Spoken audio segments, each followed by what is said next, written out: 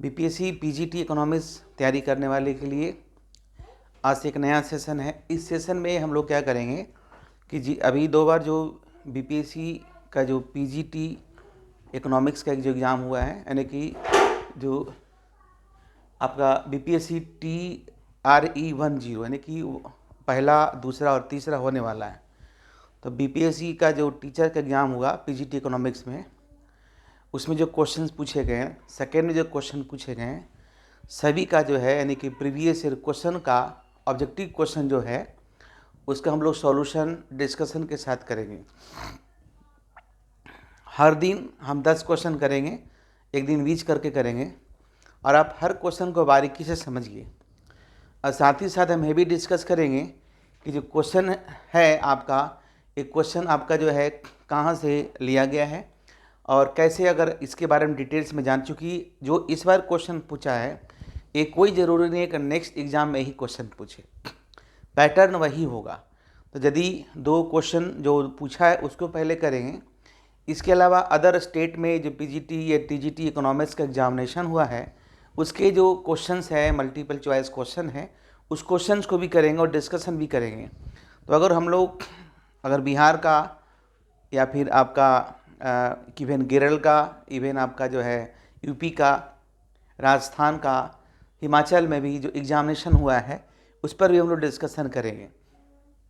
और इस तरीके से यदि हम क्वेश्चंस को करते हैं तो आपको कॉन्फिडेंस होगा कि क्वेश्चन हम कैसे करेंगे। क्लियर है? लेकिन ये याद रखिए कि सिर्फ क्वेश्चन करने से नहीं होगा, उसके अनुसार पढ़ने से भी आपका होगा। तो चलिए हम लोग शुरू करते हैं। जो और साथ में हम पेपर भी लाए हैं। ये जो क्वेश्चन है आपका बीपीएससी पीजीटी 1.0 का क्वेश्चन है, और इसमें जो सबसे पहला क्वेश्चन है, क्वेश्चन यानी ये जो क्वेश्चन आपका 41 से इसके पहले जिसका क्वेश्चन होगा, जैसे 1 2 3 से हम लोग लिए हैं, ऐसे क्वेश्चन हमारे सामने हैं। जो बच्चे हैं कहिएगा तो हम इसको PDF शेयर भी कर देंगे। तो आपका या फिर ये बीपीएससी की वेबसाइट पे दिया हुआ भी है। क्वेश्चन है, ये क्वेश्चन की match list 1 with list 2 and select the correct answer. सूची 1 को सूची 2 से समूहित करें और दोनों का मिला के करेक्ट आंसर आपको बताना है। तो ध्यान दीजिए कि ये जो क्वेश्चन आपका है, ये देखिए यहाँ दिया हुआ है ABCDE करके दिया हुआ है, और यहाँ पे मार्शल है, रॉबिन्स है, इस तरह से ऑप्शन होगा। तो इस तरह के जब भी क्वेश्चंस रहे, कभी कभी हड़बड़ी में लोग गलत कर देते हैं। तो एकदम आराम से बने, जो सबसे कॉन्फिडेंस है ना, पेंसिल रखिए, उसको बनाइए। जैसे कि कुछ बातें जो हैं अब पढ़ते हैं इकोनॉमिक्स में तो आपको कॉन्फिडेंस आ जाता है कि कहाँ से क्वेश्चन होगा। जैसे यहाँ पर देखिए मार्शल है, रॉबिन्स है, एडम स्मिथ है। तो वेल्थ ऑफ नेशन जो है, देखिए एकदम आराम से, ये जो वेल्थ ऑफ नेशन देख रहे हैं, वेल्थ ऑफ नेशन एकदम 100% एडम स्मिथ का है, कहीं परंतु नहीं है। सैमुल्थन जो है ग्रोथ इकोनॉमिस्ट हैं, ग्रोथ वाले डिफिनेशन देते हैं, इसमें भी कहीं किंतु परंतु नहीं है। अब उसके बाद जो मार्शल साहब है इकोनॉमिक्स सबसे पहले इन्होंने यूज किया था, मैंने आपको बताया था, ये आपका हो गया। फिर एक आपका इकोनॉमिक्स ऑफ स्कार्सिटी की बात कौन करते हैं? इकोनॉमिक ऑफ स्कार्सिटी की बात खुद रॉबिन्स करते हैं। तो पाँचवा ए जो बच गया वो किनका होगा? ये आपका JK मेहता का होगा। तो आप इसमें से मिला लीजिए कि इसका आंसर कौन होगा। देखिए ए का जो है 3 है, ए का 3 है, ए का 3 है, ए नहीं है, ए का 3 है, नहीं है।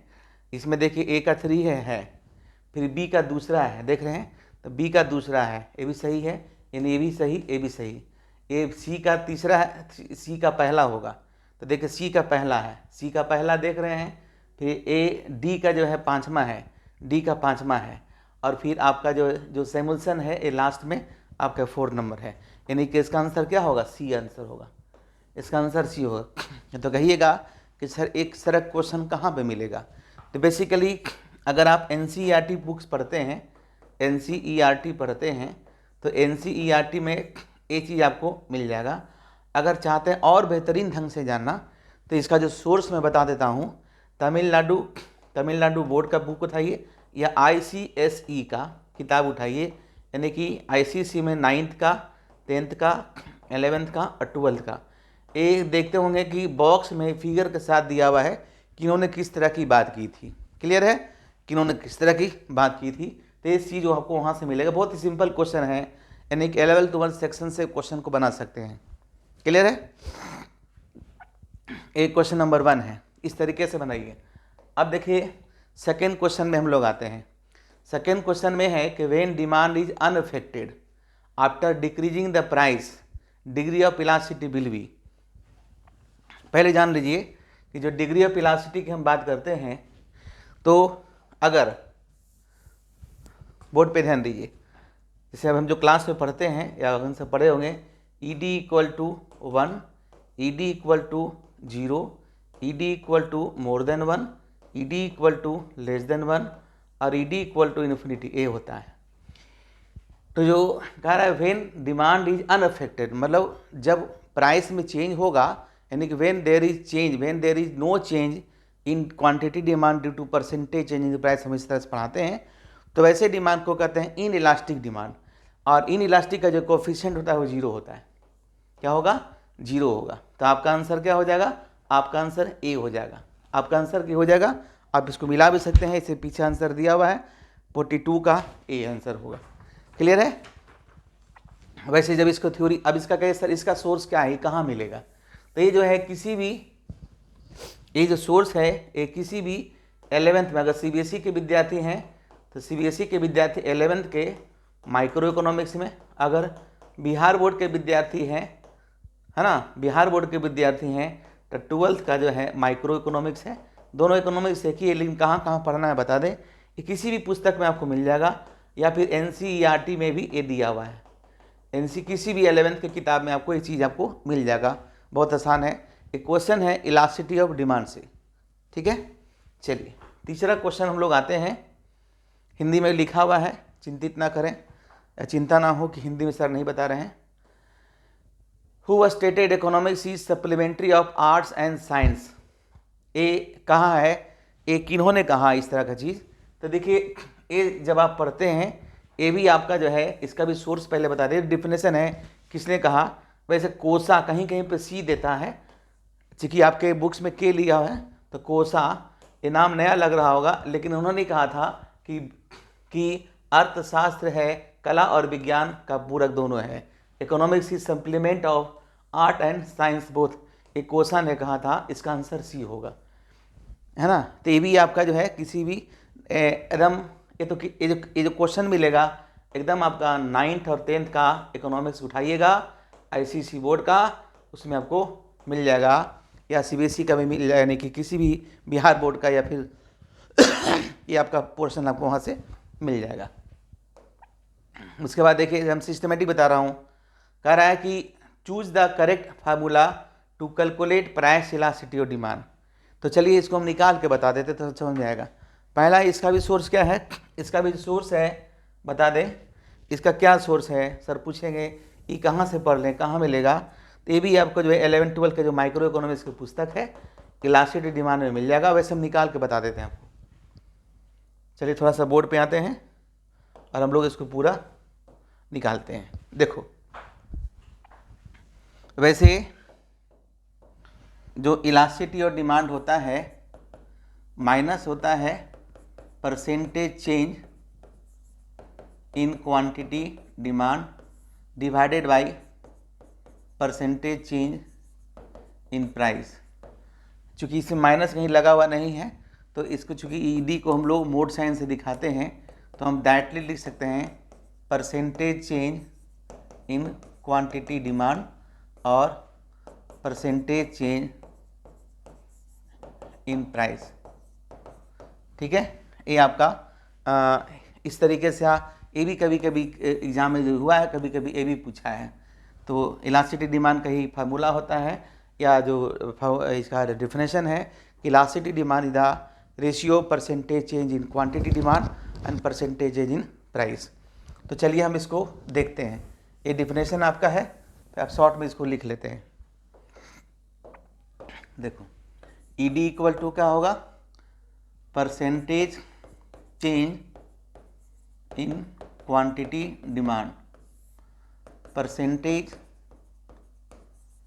Change in price. जैसे कि अगर एक डिमांड शेड्यूल लेते हैं, है ना, डिमांड शेड्यूल, मांग तालिका पढ़ते हैं। देखिए जैसे हम लोग पढ़ते हैं, इधर प्राइस है, इधर क्वांटिटी डिमांड है, 10, 5, 5, 10, higher the price lower demand, lower the price higher demand. ठीक है, तो इसको हम लोग मान लेते हैं P, इसको मान लेते हैं P1, इसको मान लेते हैं Q, इसको मान लेते हैं Q1। तो जो इलास्टिसिटी डिमांड हुआ, इसको जो है ना P1 अगर निकालना हो, क्या लिखा है, percentage change in quantity demand. तो percentage change in quantity demand अगर निकालना हो, percentage change in quantity demand, तो पहले 5 था, 10 हो गया, तो कर देंगे Q1 minus Q by Q, तो परसेंटेज निकल जाएगा। और Q1 माइनस Q को डेल्टा Q भी से रिप्रेजेंट कर, डेल्टा मतलब स्मॉल चेंज होता है। उसी तरीके से परसेंटेज चेंज इन प्राइस क्या हो जाएगा, P1 minus P by P into 100। P1 minus P को डेल्टा P से रिप्रेजेंट करते हैं। तो इसी चीज़ को अब यहाँ रख दीजिए, क्या होगा देखो, तो यहाँ हो जाएगा Q1 minus Q by Q into 100, यानी इसके जगह पे A रख दिए, P1 minus P into 100 cut जाएगा, सोल्व कीजिएगा, delta Q by Q delta P by P, या इसको लिख सकते हैं delta Q by Q division delta P by P, या delta Q by Q into हो जाएगा P बाई डेल्टा P, या सोल्व कर दीजिए, delta Q by delta P, P into Q, यही आपका ED का फॉर्मूला है, delta Q by delta P और P बाई Q आ गया। अब A आ गया, तो चलिए बोर्ड पर देखिए, delta Q by delta P, P by Q, यही आपका आंसर, करेक्ट आंसर होगा। ये इसका क्या होगा, करेक्ट आंसर होगा, है ना। तो ये आपको डिटेल्स में पढ़ते हैं, तो ये चूँकि पूरा मैथमेटिकल है, पूरा ग्राफिकल है, तो बड़ा चैप्टर्स होता है, यानी कि हम लोग जब कंज्यूमर बिहेवियर पढ़ते हैं तो कम से कम 1 मंथ इसको पूरा कंसेप्ट को क्लियर करने में लगता है, क्योंकि बहुत सारे चैप्टर्स है। इसमें हम लोग पढ़ते हैं यूटिलिटी एनालिसिस, उसमें हम लोग law of diminishing marginal, law of equi marginal, जिसको हम लोग गोसेन पहला नियम, गोसेन का दूसरा नियम, उसके बाद इंडिफरेंस का, theory of demand, elasticity demand, उसके बाद भी आगे हम लोग पढ़ते हैं रिवीजन ऑफ डिमांड था जो हिक्स का दिया हुआ था, रिविल प्रेफरेंस पढ़ते हैं। हालांकि वहाँ से क्वेश्चन पूछा नहीं है, लेकिन नहीं पूछ सकता, हम कह नहीं सकते, पूछेगा वहाँ से भी क्वेश्चन, ये आपका पोर्शन वहाँ से हो जाएगा। चलिए अभी तक हम लोग 4 क्वेश्चन कर चुके हैं। फिर वही है कि एक डेफिनेशन दिया हुआ है कि the excess of the price which he would be willing to pay rather than go without a thing, कीमत की अधिकता जो वह उसके बदले भुगतान करने के तैयार होगा बिना किसी चीज़ के जाने के खत्म। एक डेफिनेशन है जो कि आपका कंज्यूमर सरप्लस का डेफिनेशन है। कहाँ, किसका डेफिनेशन है, एक कंज्यूमर सरप्लस का डेफिनेशन है। अब ये चीज़ आपको नहीं मिलेगा, ना तो 11th में मिलेगा, ना तो 12th में मिलेगा। एक क्वेश्चन है BA लेवल का, यानी कि ये कंज्यूमर सरप्लस एक चैप्टर्स है जो कि आपका, जैसे कोई पुस्तक पढ़ते हैं, जैसे आपका ML झिंगन की पुस्तक पढ़ते हैं, या फिर आप ML सेट का लेते हैं, या कोई भी पुस्तक जो थोड़ा एडवांस हो, BA लेवल का हो, उसमें आपको चीज़ मिल जाएगा। या फिर अनुपम अग्रवाल की पुस्तक है, उसमें भी आपको दिया हुआ है, प्रिंसिपल ऑफ इकोनॉमिक्स करके आता है, जो BCom वाले विद्यार्थी पढ़ते हैं, उसमें भी अच्छे तरीके से आपको दिया हुआ है। या कोई भी पुस्तक मेहता साहब की किताब है, उसमें भी आपको बहुत अच्छे तरीके से डिस्कस किया हुआ है। तो मार्शल साहब ने डिफिनेशन दिया था, क्लियर है, तो इसका आंसर ये होगा, ठीक है। उसके बाद आइए नेक्स्ट क्वेश्चन है कि कह रहा है कि consumption is not only the starting point but the final point of economic activities and therefore the true process of economic activities. उपभोग आर्थिक गतिविधियों का न केवल प्रारंभिक बिंदु है बल्कि अंतिम बिंदु भी है, अतः आर्थिक गतिविधियों की सच्ची प्रक्रिया है। अब इसमें से जो ऑप्शंस दिया है इसमें थोड़ा सा गलत टाइपिंग हो गया है, लेकिन चलिए हम इसको सुधार देते हैं। अब जैसे इसमें है कि वांट्स होगा, इकोनॉमिक एक्टिविटी होगा, इकोनॉमिक एक्टिविटी होगा, प्रोडक्शन होगा, कंजम्पशन होगा, वांट्स होगा, क्या होगा इसमें ऑप्शन है। तो देखिए किसी भी चीज़ को जब हम डिमांड मार्केट में करते हैं तो सबसे पहले डिजायर होता है, और जब डिजायर्स होते हैं तो हम लोग एडिक्वेट रिसोर्सेज हम जुगाड़ करते हैं, फिर हम किसे खर्च करना चाहते हैं, वो हमारा वांट होता है। तो यहाँ पर जो क्वेश्चन है, जब डिमांड आप पढ़ते हैं तो डिमांड में हम एक चीज़ बताते हैं, डिजायर, एडिक्वेट रिसोर्सेज और प्लस आपका विलिंगनेस टू स्पेंड, तो वांट होता है। तो इसका जो आंसर है ए होगा। सबसे पहले हमें आवश्यकता होती है, जब हमें आवश्यकता होती है तो हम लोग कुछ के परचेज करने के लिए मेहनत करते हैं, पैसा कमाते हैं, तब हमारा इकोनॉमिक एक्टिविटी होगा। और जब इकोनॉमिक एक्टिविटी होगा तब प्रोडक्शन होगा, जब प्रोडक्शन होगा तो इनकम होगा, इनकम होगा तो कंजम्पशन होगा। एक क्वेश्चन जो है ना, ये भी क्वेश्चन सिंपल आपको बीए की पुस्तक में आपको नहीं, सॉरी सिंपल 11th-12th की पुस्तक में नहीं मिलती है। ये भी आपका बीए लेवल का किताब है। ये आप पढ़िएगा किस में, ये micro economics and macro economics दोनों जगह मिलेगा। वैसे ये जो क्वेश्चन है मैक्रो इकोनॉमिक्स का है, मैक्रो इकोनॉमिक्स में कंजम्पशन फंक्शन होगा, कंजम्पशन एंड कंजम्पशन फंक्शन होगा। वैसे थोड़ा सा 12th वाले किताब 11th-12th के बुक्स में भी दिया है, लेकिन थोड़ा सा दिया है। लेकिन इसको पढ़ने के लिए आप जो है कहाँ जाइए, कंजम्पशन फंक्शन मैक्रो इकोनॉमिक्स में एम.एल. झिंगन हो, या फिर आपका और भी जो पुस्तकें हैं इंडियन राइटर्स का, मेहता साहब की भी किताब है, और उसके बाद एक एम.एल. सेठी दोनों की किताब आती है। उसमें भी एक सुमन, डॉक्टर सुमन करके भी पुस्तक आती है, चूँकि बिहार में है तो उसी किताब को रेफर कर रहे हैं, जो आपको हिंदी मीडियम में अवेलेबल हो, तो वहाँ से चीज़ आपको आराम से मिल सकता है। क्लियर है, इसका आंसर ए होगा। अब आइए हम लोग बात करते हैं फिर से,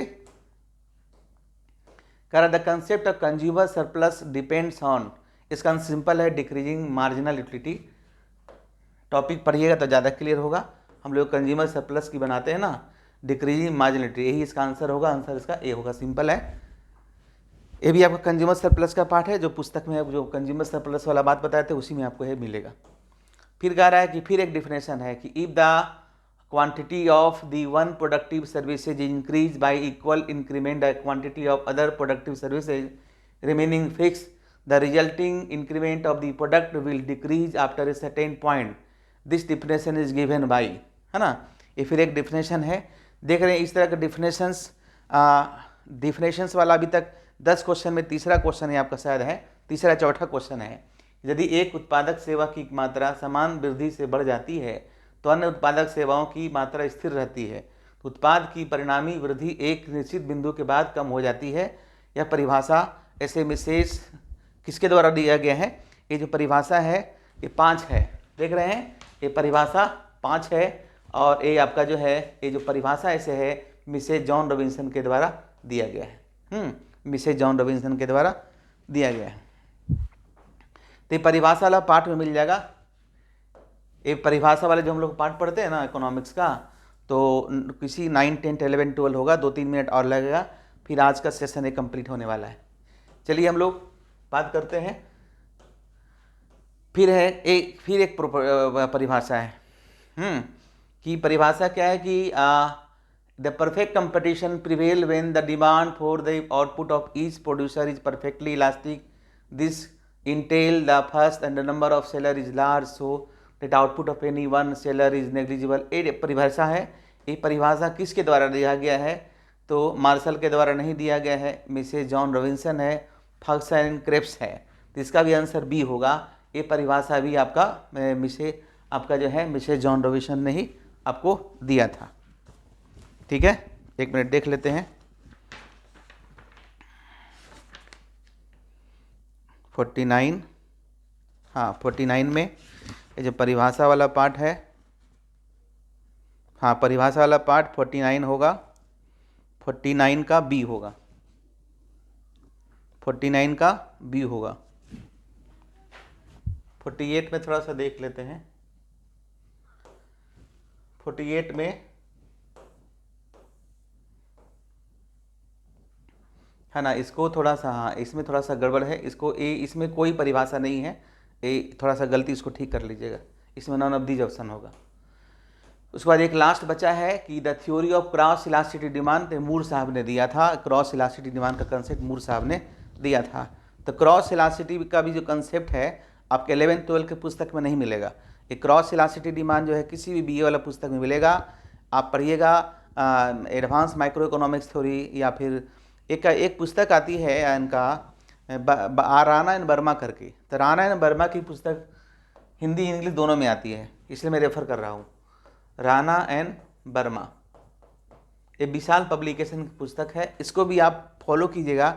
तो इस तरह के जो क्वेश्चन है, यानी कि 10 क्वेश्चन बनाए तो 5-6 क्वेश्चन अभी तक ऐसा है जो डिफिनेशन वाला पार्ट है, यानी कि किसमें कहीं ये तो आपको प्रैक्टिस कीजिएगा तो आपको याद होते चला जाएगा।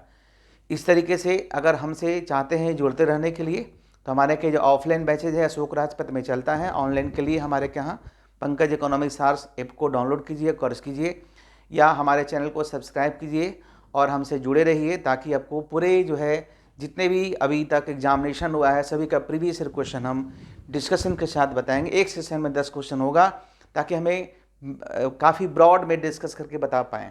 ताकि अगर एक ही में अगर हम 80 क्वेश्चन बताएंगे काफ़ी ब्रॉड हो जाएगा और बोरिंग हो जाएगा। तो छोटा छोटा सेशन होगा। आप सभी इस वीडियो को अधिक से अधिक शेयर करें और एटलीस्ट लाइक करें। Thank you.